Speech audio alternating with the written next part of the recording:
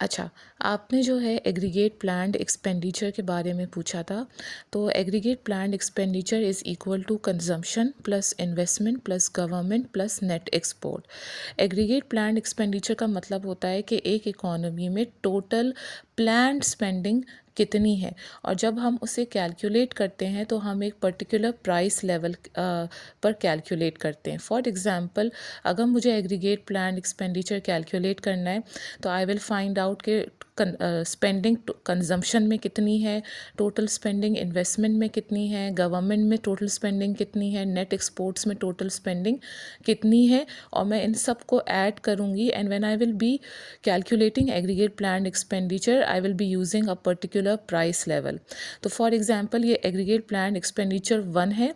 This is calculated and a particular price level is used when I calculate aggregate planned। अच्छा, ये हमारे पास एक data है जिसमें एक साइड पर एग्रीगेट प्लान एक्सपेंडिचर है और दूसरे साइड पर जो है वो रियल जीटीपी है। सही है। तो आप एग्रीगेट प्लान एक्सपेंडिचर को आप इस तरह समझे कि it means the total plan spending in an economy, और रियल जीटीपी जो है is the total production in an economy.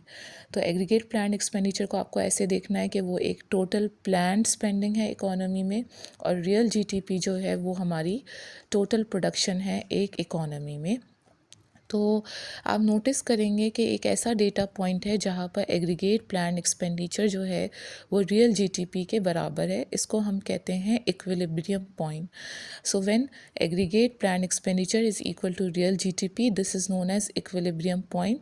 और उसको आप ऐसे भी समझ सकते हैं कि when the total spending in an economy is equal to the total production in an economy, इसको हम कहते हैं इक्विलिब्रियम पॉइंट। अच्छा, अब हम इसको जो है प्लॉट करेंगे, और सबसे पहले जो है हम एक 45 डिग्री रेफरेंस लाइन बनाएंगे।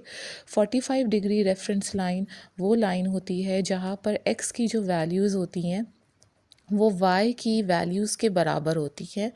और इसमें इस पर्टिकुलर केस में 45 डिग्री रेफरेंस लाइन वो लाइन होती है जहाँ पर रियल जीटीपी जो है वो एग्रीगेट प्लान्ड एक्सपेंडिचर के बराबर होता है। सही है।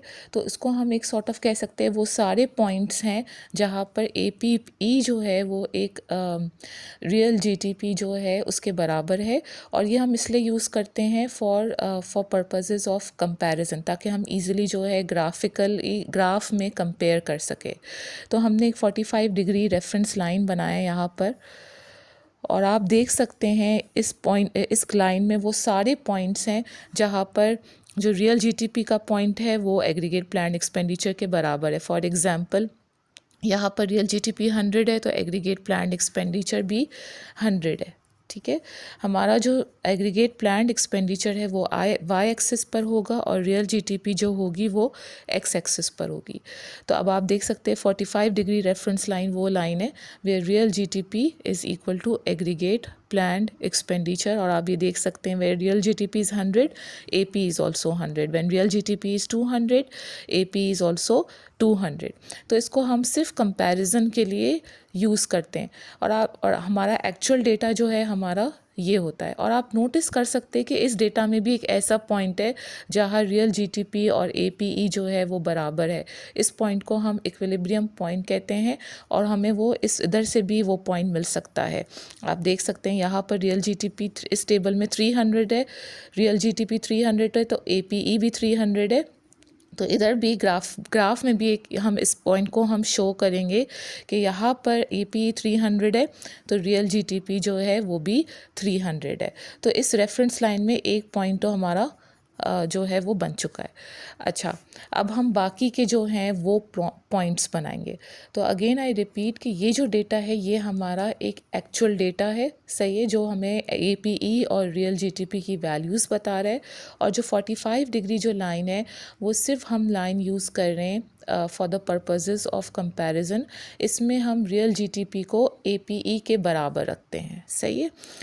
अच्छा, अब हम एग्रीगेट प्लान एक्सपेंडिचर और रियल जीटीपी का एक्चुअल डेटा प्लॉट करेंगे, और आप देखेंगे कि यहाँ पर when aggregate plan expenditure is 200 तो रियल जीटीपी जो है हमारी 100 है। तो एक पॉइंट ये हो गया। दूसरा वाला पॉइंट है when aggregate planned expenditure is 300, तो रियल जीटीपी भी हमारा 300 है। और तीसरा पॉइंट ये हो गया when aggregate planned expenditure is 400, तो रियल जीटीपी हमारा क्या है 500। सो यहाँ पर एग्रीगेट प्लान्ड एक्सपेंडिचर हमारा 400 है और रियल जीटीपी हमारा 500 है। तो ये हमारा एक्चुअल डेटा जो है वो हमारा प्लॉट हो गया। अच्छा, so this is a reference line और ये है हमारी एक्चुअल एपीई लाइन। और रेफरेंस लाइन को आप ऐसे भी देख सकते हैं कि it shows values for real GDP, या it shows those points where real GDP is equal to APE.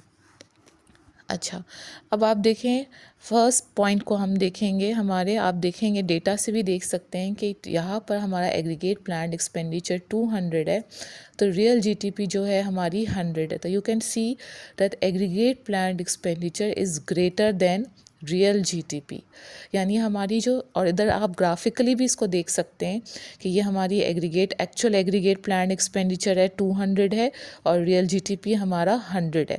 तो आप यहाँ से भी देख सकते हैं कि यहाँ पर रियल जीटीपी हमारा 100 है, एग्रीगेट प्लान्ड एक्सपेंडिचर हमारा 200 है। It means that aggregate planned expenditure is greater then real GTP. और उसको आप ऐसे समझेंगे कि the total spending in an economy is greater then the total production in an economy.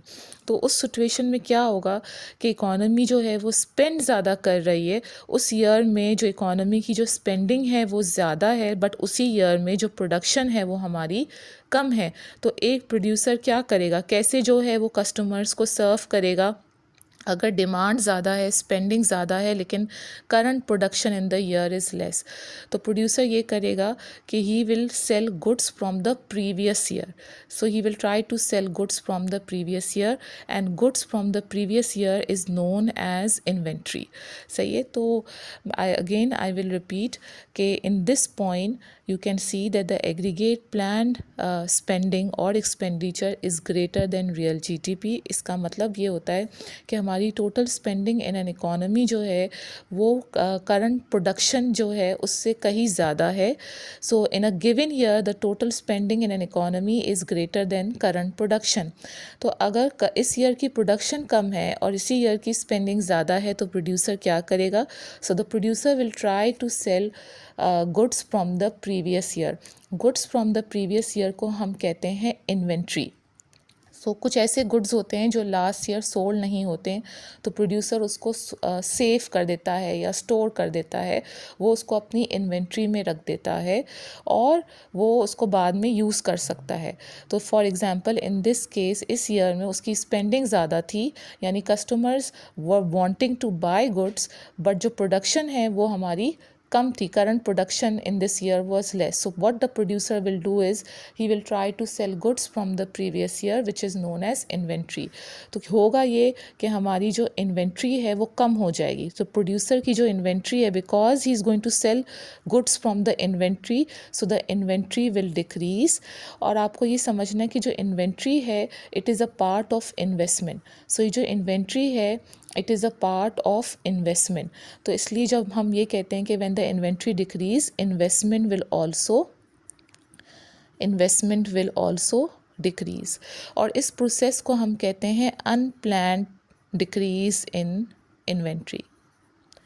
इसका मतलब है कि प्रोड्यूसर ने जो है ये चीज़ एक्सपेक्ट नहीं की थी कि जो है हमारी स्पेंडिंग ज़्यादा होगी और प्रोडक्शन कम होगी, और there was an unplanned change in inventory. तो ये वो पॉइंट है जो हमें बता रहा है कि हमारा स्पेंडिंग ज़्यादा है, प्रोडक्शन कम है, जिसकी वजह से there is going to be an unplanned decrease in inventory and investment will decrease. अच्छा, अब इस वाले पॉइंट को आप देखें, इस वाले पॉइंट में हमारा जो एपीई है और रियल जीटीपी है वो बराबर है। और आप देख सकते हैं ग्राफिकली भी ये वो पॉइंट है जो कि रेफरेंस लाइन के अंदर आ रहा है, और रेफरेंस लाइन वो होती है जहाँ पर एक्स और वाई की वैल्यूज़ सेम होती है। तो ये वो पॉइंट है जहाँ पर हमारा aggregate planned expenditure is equal to real GDP. इसको हम इक्विलिब्रियम पॉइंट कहते हैं। अब हम आएंगे थर्ड पॉइंट में। थर्ड पॉइंट में आप देख सकते हैं कि हमारा जो रियल जीटीपी है वो 500 है, सही है, यहाँ पर ये 500 है और हमारा जो एग्रीगेट प्लान्ड एक्सपेंडिचर जो है वो हमारी है 400, राइट। तो आप देख सकते हैं, क्योंकि मैंने आपको पहले भी कहा था कि जो रेफरेंस लाइन है इसको आप ऐसा समझें कि वो हमारी रियल जीटीपी की लाइन है। तो आप ये देखिएगा कि हमारी जो रियल जीटीपी है वो 500 है और एग्रीगेट प्लान्ड एक्सपेंडिचर जो है वो हमारा 400 है। It means that real GDP जो है is greater then real GDP is greater than aggregate planned expenditure. उसको आप टेबल से भी देख सकते हैं कि real GDP is greater than aggregate planned expenditure. इसका मतलब ये होता है कि when production is more then aggregate planned expenditure, it means that there is more production but there is less spending in a given year. So in a given year production ज़्यादा हो रही है और स्पेंडिंग कम हो रही है, तो क्या हो रहा होगा, व्हाट विल बी हैपनिंग, वो ये होगा कि there will be some goods which will not be sold. So producer in a given year will be making some goods which will not be sold in the market. So what will the producer do? The producer is going to save these goods. He is going to put them in the inventory. So there is going to be an increase in inventory. और because inventory is a part of investment, तो हम कहेंगे there is going to be an increase in investment. ठीक है, अच्छा। So when a total production is greater then total aggregate planned spending, it means that in a given year production is more, spending is less. So there are going to be some goods which will not be sold in the market. The producer will store them or save them. It means that the inventory will rise. He's going to store them in his inventory and the inventory will rise, and because inventory is a part of investment, the investment will also rise. So this is known as unplanned increase in inventory. So producer expect नहीं कर रहा था कि हमारी जो spending है वो कम होगी, तो उसने प्रोड्यूस ज़्यादा कर लिया, जिसकी वजह से अनप्लैन्ड इंक्रीज इन इन्वेंट्री होगा। अच्छा, अनप्लैन्ड इंक्रीज इन इन्वेंट्री। सो अच्छा, अब जो पॉइंट है हमें ये देखना है कि यहाँ पर going back to the first point, आप देख सकते हैं कि यहाँ पर हमारी जो स्पेंडिंग है वो ज़्यादा है और प्रोडक्शन कम है। जिसकी वजह से there is a decline in inventory, right. तो क्या होगा कि हमारी स्पेंडिंग ज़्यादा है और प्रोडक्शन कम थी, जिसकी वजह से एक अनप्लैन्ड डिक्लाइन इन इन्वेंट्री आया। Because inventory was a part of investment, तो हमारी इन्वेस्टमेंट भी कम हो गई। तो इसमें ये होगा कि this will encourage the producers या motivate the producers to increase their production level.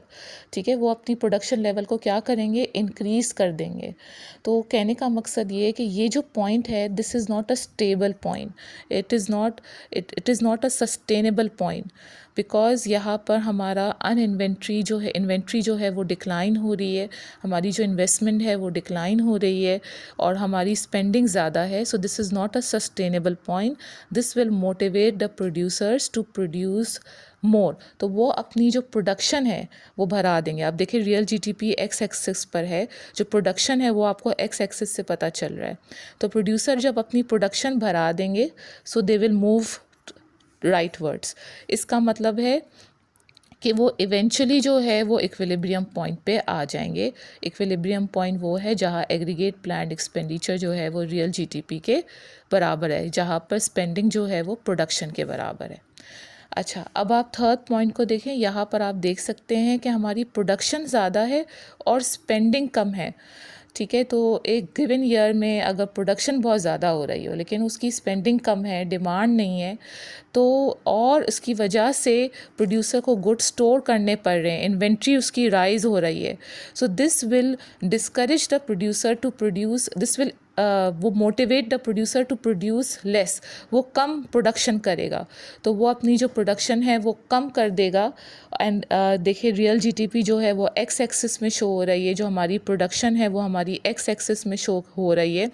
तो पहले प्रोड्यूसर 500 अगर बना रहा था तो वो अपनी प्रोडक्शन कम कर देगा and he will move towards the left, यानी इसका मतलब है कि वो इवेंचुअली इक्विलिब्रियम पॉइंट की तरफ मूव करेगा, because this point is also not sustainable where the production is more but the spending is less. तो इवेंचुअली हम जो है इक्विलिब्रियम पॉइंट पर आ जाएंगे।